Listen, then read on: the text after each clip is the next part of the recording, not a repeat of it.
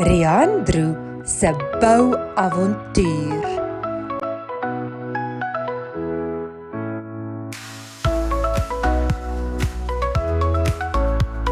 Jy luister naar Klets in Afrikaans.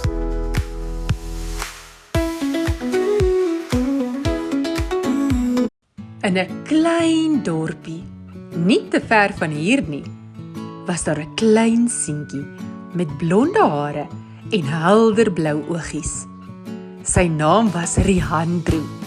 Hy was 'n baie slim seentjie wat mal was daaroor om te verf en na stories te luister.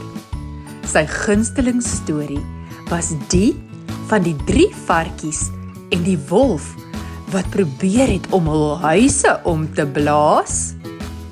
Rihandru het 2 ouer boeties gehad, Gustav en Kreur.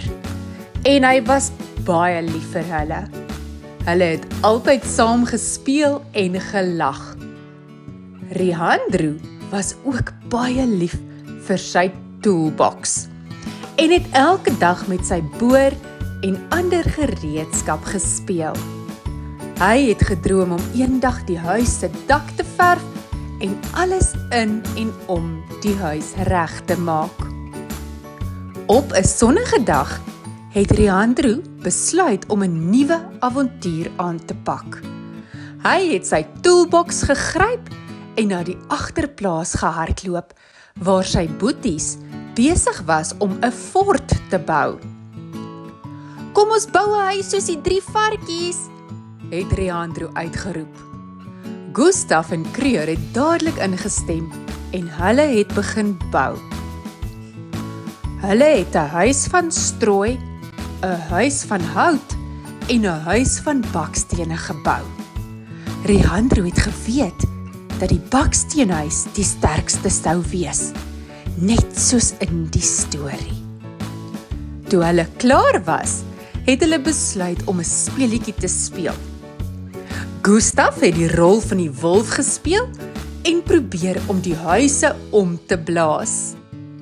"Ek gaan blaas en julle huis omblaas," het Gustav gesê. Hy het probeer om die strooihuis om te blaas en dit het maklik omgeval.